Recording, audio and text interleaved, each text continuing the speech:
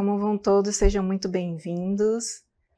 Eu sou a professora Cristiane Oliveira, sou a professora de Biologia e vamos conhecer a nossa aula de hoje. A aula é a número 17, Objeto de Conhecimento Reino Plantae. Detalhamento do objeto é briófitas e pteridófitas, gimnospermas e angiospermas. Então, vamos começar?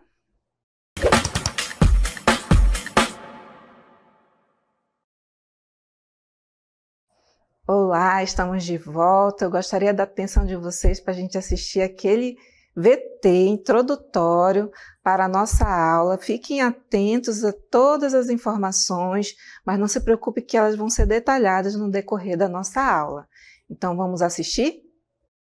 O Reino das Plantas. Hoje vamos embarcar em uma aventura incrível pelo Reino das Plantas. Vocês sabiam que existem mais de 300 mil tipos de plantas diferentes no mundo? Elas estão em todos os lugares, desde as profundezas do oceano até as montanhas mais altas. As plantas são seres vivos incríveis. Elas podem ser pequeninas como a grama ou gigantesca como as sequoias.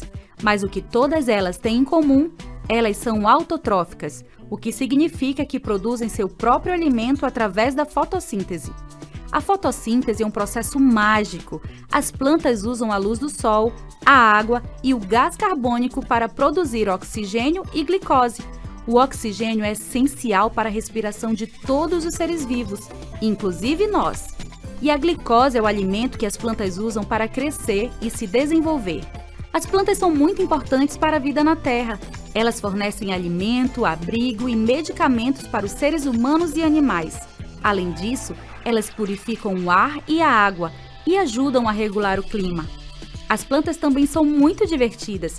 Podemos brincar com elas, admirar sua beleza e aprender muito sobre a natureza.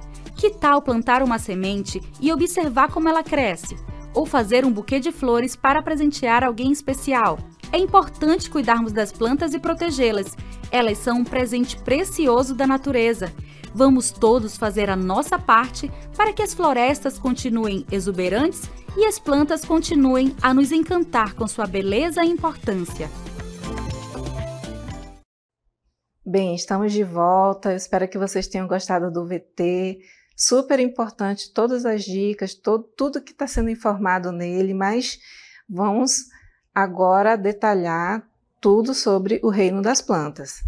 O reino das plantas, também chamado de reino vegetal, é um grupo diverso de organismos multicelulares, eucariontes, lembrando aí que possui o núcleo organizado pela membrana nuclear, autótrofos, fotossintetizantes. Por que essa denominação? Porque existem indivíduos que são quimiosintetizantes, eles conseguem produzir seu próprio alimento através de uma outra rota metabólica. E com células que podem ter parede celular celulósica. Por que também essa definição? Porque existem outros indivíduos que possuem parede celular com outra natureza química, com outras composições. Eles são seres sésseis, quer dizer que eles se fixam no substrato, eles não possuem a capacidade de se locomover, com um ciclo de vida que alterna entre fases haploide e diploide. Todos esses termos a gente vai detalhando aí com o passar das nossas aulas. A gente vai ampliar o nosso vocabulário hoje, está bem interessante. Lembrando aí que essa aula é sobre o reino das plantas e nós vamos ver todos os grupos hoje na nossa aula. Vamos dar continuidade, então? Então, eu falei para vocês dos grupos agora há pouco. Esses grupos estão relacionados à taxonomia de acordo com aquela organização das semelhanças e diferenças entre esses indivíduos. O reino das plantas ele é dividido em 4 grupos principais que vão ter, dependendo do seu olhar, diversas características de classificação que vão tornar possível a diferenciação entre um e outro. Mas a outra forma que a gente vai utilizar aqui nas nossas aulas é a classificação, fazendo uma comparação de 2 estruturas, a presença de vasos e a alternância de gerações. vamos dar continuidade aí falando sobre o primeiro grupo. O primeiro grupo é o grupo das briófitas. As briófitas, elas são plantas extremamente pequenas, passam quase que imperceptíveis em alguns olhares menos atentos. Elas têm um hábito de estar em ambientes mais úmidos, não possui vasos condutores, isso aí é importantíssimo para a gente fazer a distinção dela dos demais indivíduos, e elas vão se reproduzir por esporos. Uma curiosidade importante é que brion significa musgo e fito está relacionado com plantas. Então, os exemplos, por isso o nome que carrega um dos exemplos desse grande grupo aí, que é o musgo, e também elas são representadas pelas hepáticas. Em algum momento a gente já deve ter visto aí, caminhando ao ar livre, por cima de rochas, em locais mais úmidos, com pouca incidência luminosa, a presença de um tapete verde, né? E em alguns momentos existe uma estrutura um pouco lisa, muito úmida, que às vezes chega a ser escorregadio quando a gente não está com uma pisada um pouco mais firme, né, nesses locais em solos rochosos. Então, essa presença desses indivíduos é justamente o musgo, né? Eles é que estão sendo representados ali, parecem um tapetinho verde mesmo. E para darmos continuidade aí à nossa classificação, apresenta o outro grupo, que é o grupo das pteridófitas. Em relação aos musgos, em relação às briófitas, elas vão ter um porte um pouco maior. E aí eu arrisco a dizer aí para vocês que dentro de eras mais remotas, existem vestígios fósseis que mostram que elas tinham uma dimensão muito grande, essas pteridófitas, gigantesca, tomando um porte até de uma postura, uma aparência de uma arbórea. Essas plantas, em relação às outras, que vou fazer sempre essa comparação, a relação com a planta anterior, elas vão possuir vasos condutores, que são o xilema e o floema. Aliás, são vasos condutores pertencentes aos tecidos xilema e floema. O xilema, ele vai conduzir a seiva bruta, que é aquela seiva que contém água e alguns componentes químicos que vão sair da raiz e vão chegar até o ápice da folha.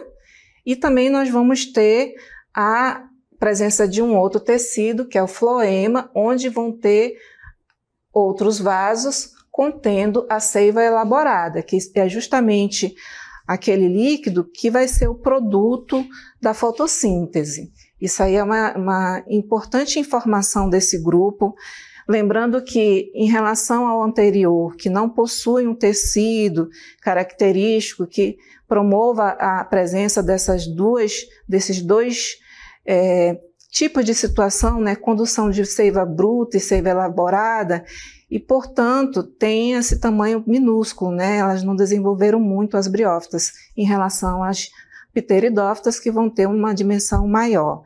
E elas também vão se reproduzir por esporos, então essa é uma semelhança com o grupo anterior. Os grandes exemplos desse grupo aí são as samambaias e as avencas. Outra coisa importante nesse grupo é que na fase reprodutiva dele, para quem tem aí samambaia ou pode observar ela em algum ambiente mais natural, na fase reprodutiva, algumas folhas vão apresentar uns pontinhos pretos abaixo delas, que são os soros. É nesses soros aí que vai haver a produção dos esporos, que vai fazer parte do ciclo de vida e desenvolvimento dessas plantas, né, das samambaias. Isso aí é uma informação, uma curiosidade, mais algo para acrescentar sobre essas plantas super interessantes.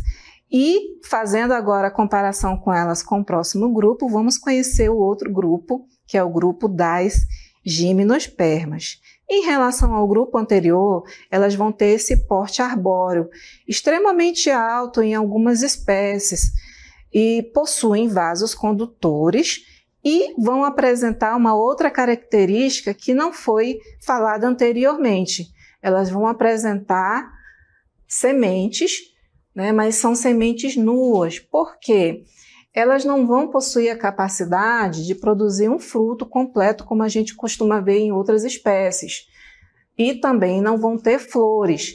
No lugar de flores, elas vão ter uma estrutura chamada de estróbilo. E a reprodução delas vai ser por gametas masculino e gameta feminino. Sim, plantas, elas possuem todas elas vão possuir um processo de reprodução sexuada, mas aí a presença dessas estruturas, o gameta masculino indefinido, eles vão estar com uma estrutura anatômica mais evoluída em relação aos indivíduos anteriores. Eles são representados pelas coníferas, né? Os pinheiros e as ciprestes. Como eu falei para vocês, algumas espécies chegam a ter um tamanho extremamente grande. Uma que não tem incidência aqui na nossa região, no nosso país, ela é chamada de sequoia. Ela chega a ter uma dimensão, uma altura de mais de 100 metros. É extremamente alta e é um representante dentro da linha evolutiva, fazendo um gancho aí, de plantas muito antigas, né, presentes em eras bem remotas. Através de estudos fósseis, verificou-se que elas existiam em épocas remotas e algumas chegam a centenas de milhares de anos, né, de mais de 1.000 anos. As plantas conseguem ter essa capacidade e as sequoias elas têm essa característica. E agora vamos conhecer a próxima planta, o próximo grupo de plantas, que são as angiospermas. Agora, lembrando aí, angiospermas, na etimologia da palavra significa anjo. Quer dizer que essas plantas aí, elas vão ter uma estrutura, um ganho evolutivo que vai estar presente cobrindo as sementes, que são os frutos. Por isso o nome anjo, né? Vai cobrir as sementes, que são os apermas, que é a outra parte da palavra dentro da etimologia. Em contraposição às gimnospermas, que eu acabei de apresentar para vocês, que são sementes desnudas, né? Sementes nuas, ou seja, que não possuem essa estrutura de proteção. Bem, estamos diante daí do maior grupo de plantas, o mais conhecido. Elas vão possuir frutos, flores e sementes.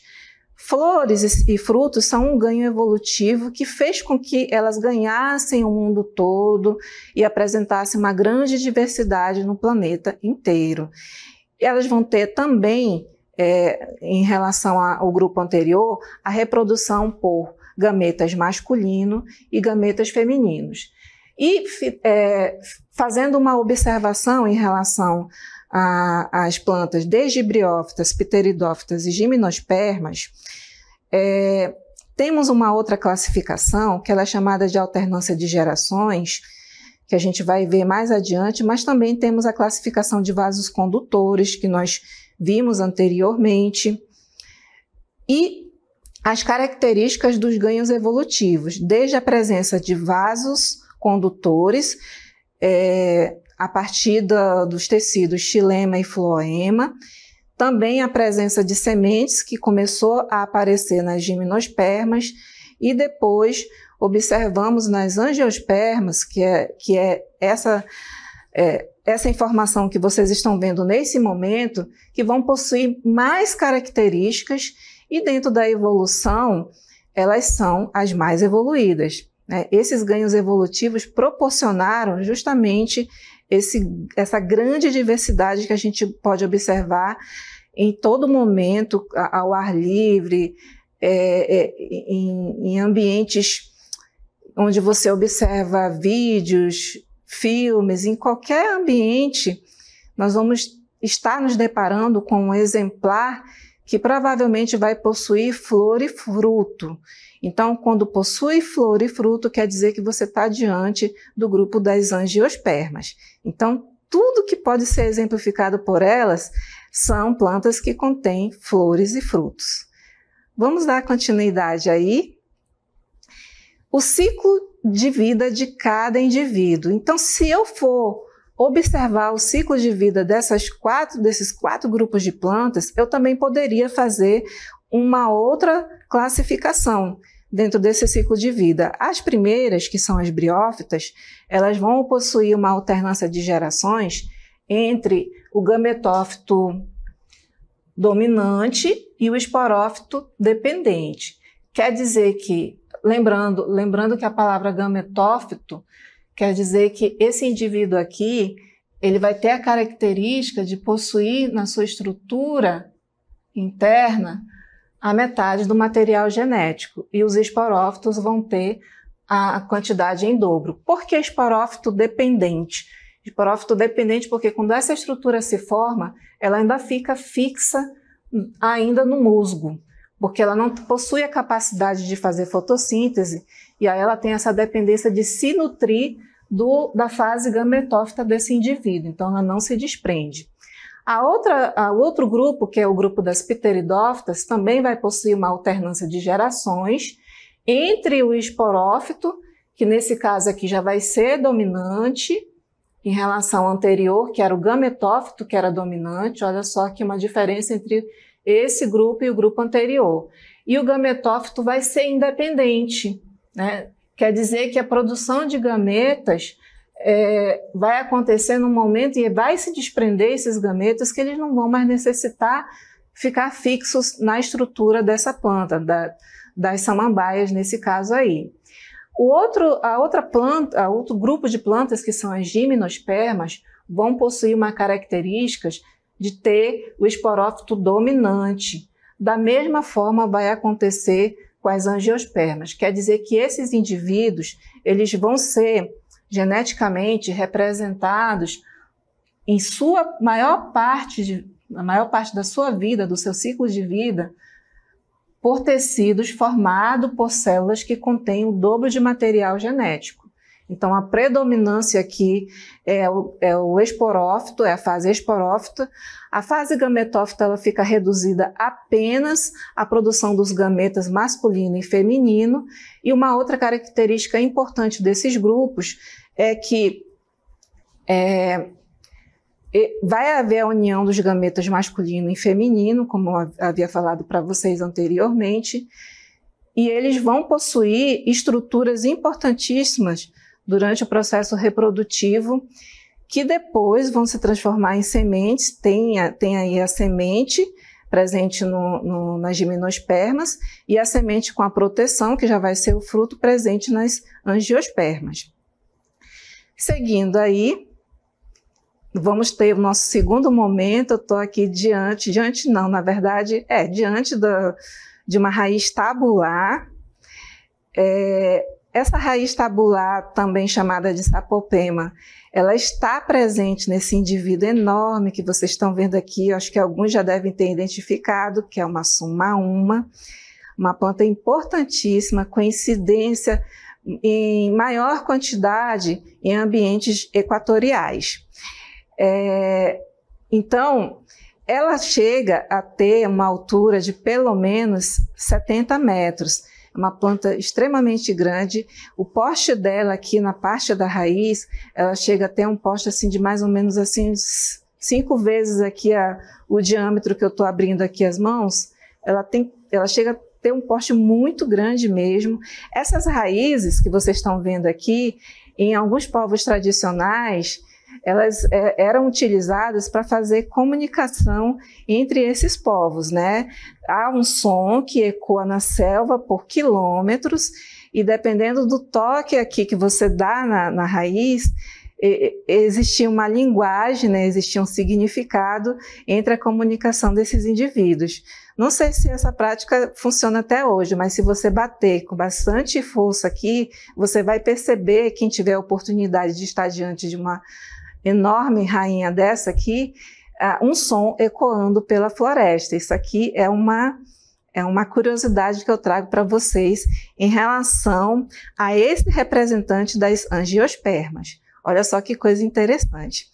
Então, agora, nesse segundo momento, eu vou falar só delas, de características delas, pelo fato delas serem uma representação muito grande dentro do grupo das plantas. Vamos conhecer um pouquinho sobre as angiospermas agora. Como eu falei para vocês, são as plantas mais conhecidas, dentre as que nós podemos observar. Eu disse para vocês que tudo que possui flor e fruto vai fazer parte dessa planta e isso facilita a classificação delas. Elas são mais conhecidas por isso, também chamadas de plantas com flores por conta dessas estruturas e são um grupo mais diverso e abundante do planeta. Acredita-se que dentro da linha evolutiva, fazendo aí um link com o grupo que nós já vimos, que é o grupo dos animais, que existe uma diversidade muito grande dos animais, existe um link evolutivo que traz consigo estruturas que essas plantas começaram a adquirir para que elas pudessem atrair esses indivíduos, atrair esses animais, para que eles fossem os seus dispersores. Então, plantas, elas têm essas estratégias evolutivas, elas possuem as flores para chamar a atenção do seu polinizador, né, que pode ser uma abelha, pode ser um beija-flor. E a partir do momento que esse pólen, já que esses animais eles vão indo de planta em planta, de flor em flor, eles carregam o pólen com o gameta masculino da planta, fecundando o gameta feminino assim que eles vão de flor em flor, promovendo o processo de reprodução. Isso é um ganho evolutivo extremamente importante para as plantas, lembrando que elas são indivíduos sésseis, né? Elas têm que ter estratégias evolutivas para poder se propagar, para poder criar uma população e para poder se diversificar. E depois da fase da reprodução, que é gerado o primeiro indivíduo, onde as informações deles vão conter uma estrutura chamada semente, dentro dessa semente, que ela precisa de um outro mecanismo, a planta precisa de um outro mecanismo de dispersão, ela vai estar envolvida pelo anjo que eu falei para vocês, a estrutura, né, anatômica, que é o fruto. Então, esse fruto, ele tem evolutivamente a estratégia de atrair os indivíduos, né, do reino animal, para que eles possam se alimentar desses frutos e, ao comer os frutos, dispersar as sementes pela floresta. Então, se isso aí não é uma evolução extremamente importante, eu não sei o que dizer para vocês em outras palavras. É impressionante. Plantas que são indivíduos sésseis, mas que conseguiram evoluir atraindo outro reino para que ajudassem eles na sua propagação. Isso aí para mim é impressionante, eu não sei quanto a vocês, mas vamos conhecendo mais as características delas. Dentre esse grupo, nós podemos destacar dois grupos, né? A gente vai dividir as angiospermas em 2 grupos. Vamos conhecer agora o primeiro. O primeiro é chamado de monocotiledôneas, a gente já vai entender por que a nomenclatura. Elas possuem uma folha seminal, que é um cotilédone, que ele brota a partir da semente. Geralmente, você pode observar essas sementes, semente de arroz, semente de milho, como está sendo retratado aí na imagem. Possui uma nervação foliar bem interessante, quer dizer que elas são paralelas à nervação da folha. Eu vou desenhar aqui a folha, a nervação dela será dessa forma aqui, paralelas. Raízes fasciculadas, quer dizer que elas vão parecer um raminho, né? Na verdade, uns cabelinhos saindo sempre de um mesmo feixe. E flores geralmente com 3 ou múltiplos de 3. Então, são características bem marcantes das monocotiledôneas. Se você ainda tem dúvidas sobre como classificar elas, muitas pessoas, muitos taxônomos, quando estão começando a estudar, a diferenciar monocotiledôneas de dicotiledôneas na prática, no campo, Quando você tem dúvida ainda se ela é ou não é, você pode pegar uma folha e abrir ela. Se você abrir ela e não apresentar nenhuma fiação, nenhuma fibrazinha, né, ela vai abrir de forma paralela, isso quer dizer que ela tem a característica de uma planta monocotiledônea. E monocotiledônea é por causa do único cotilédone que vai gerar a primeira folha no processo de germinação. Para a gente dar continuidade, né, vamos aprender agora sobre o outro grupo das angiospermas, que são as dicotiledôneas. Vamos fazer aí um quadro comparativo, uma a uma. As dicotiledôneas, elas vão possuir a capacidade de ter 2 folhas seminais, que são 2 cotilédones na semente. Você pode observar essa característica quando você coloca, quem não fez esse experimento, né? Quando você coloca um feijãozinho para brotar. Quando você coloca ele para brotar, você vai perceber que no primeiro momento vai sair raiz, não vai sair folha não. Mas a semente ela vai se partir ao meio. Esse partir ao meio, quando você observa essa estrutura, essas 2 estruturas, ao germinar a semente de feijão, é que são os cotilédones. Os cotilédones, eles possuem um valor nutritivo muito importante para o embrião, que vai estar dentro da semente aqui. Acreditem, tem um embrião que ele vai se desenvolver. E ele vai precisar de energia porque ele ainda não faz fotossíntese. E essa energia ele vai coletar dos cotilédones, tanto as monocotiledôneas quanto as dicotiledôneas. E uma outra situação bem interessante é a nervação da folha, para quem ainda tem dúvida de como fazer a classificação das dicotiledôneas. É só você pegar uma folha, desenhar aqui rapidinho uma, e observar, às vezes é observada a olho nu, outras vezes não. Observar que ela possui uma estrutura, uma nervura central, mas ela vai possuir ramificações, que vão ter segundas ramificações. E aí, quando você está no campo, se você quer identificar uma planta e você tem dificuldade de saber se ela é uma monocotiledônea ou dicotiledônea, você faz a mesma coisa que eu mostrei para vocês anteriormente. Vai pegar a folhinha, vai cortar ela com a mão mesmo, vai abrir ela com a mão, e aí você vai observar que ao abrir ela, ao rasgar ela, ela vai possuir nervuras. Às vezes elas não são perceptíveis ao olho nu, mas quando você faz esse processo de rasgar, você percebe essas nervuras. Aí você está diante de uma dicotiledônea. Isso para quem tem dúvida ainda na hora de classificar, quando você observa a semente. Quando você não consegue observar na semente se ela tem 2 cotilédones ou 1, você pode também fazer essa classificação através da folha. A outra característica das dicotiledôneas é de possuir uma raiz pivotante. O que é essa raiz pivotante, né? A raiz pivotante, quem já observou uma cenoura? Né? Ela tem esse aspecto aqui, deixa eu ver aqui. Ela vai ter esse aspecto, né?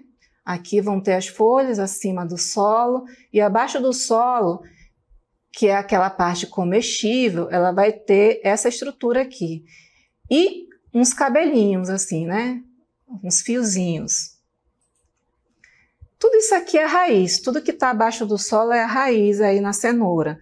E essa parte que a gente come, a parte comestível, é a raiz principal dela, que é a chamada de raiz pivotante. Então, se você tem dúvidas sobre uma planta também dicotiledônea, uma outra forma de classificar ela em relação à monocotiledônea é também observar essa estrutura, a raiz. Raiz pivotante quer dizer que você está diante da dicotiledônea, e quando a raiz é fasciculada, você está diante de uma monocotiledônea. E elas vão possuir flores, geralmente com múltiplos de 4 ou 5 pétalas. 4 ou 5 pétalas e múltiplos. Outra coisa interessante que eu falei para vocês anteriormente, mas vale lembrar da estrutura das flores, que são um ganho evolutivo para as angiospermas, vocês já devem ter observado essa característica da cor delas. né? Se eu não falei anteriormente, a cor também é um atrativo para os insetos e os animais polinizadores. E para a gente finalizar aí, apresento para vocês o quadro comparativo das angiospermas, onde as monocotiledôneas vão apresentar um cotilédone e as de 2 cotilédones. A característica foliar na nervação vai ser paralela nas monocotiledôneas e peninévia nas dicotiledôneas. Raízes serão fasciculadas nas monocotiledôneas e pivotantes nas dicotiledôneas. E pétalas serão múltiplos de 3 na monocotiledôneas e múltiplos de 4 ou 5 nas dicotiledôneas. Para a gente finalizar, aí eu trago algumas informações bem importantes para vocês em relação às plantas, que eu não posso deixar de falar. Sempre aquela dica da importância para a biodiversidade, né? Para o homem também. Um exemplo delas, né, é que as plantas são a base da cadeia alimentar e fornecem hábitat para diversos organismos. Outra característica importante que eu separei para falar para vocês, que está relacionada aos seres humanos, é que as plantas fornecem alimento para a gente, fornecem oxigênio, fornecem medicamentos, madeira, fibra, dentre outros produtos. É só você olhar ao seu redor que você vai encontrar algum produto oriundo de um vegetal.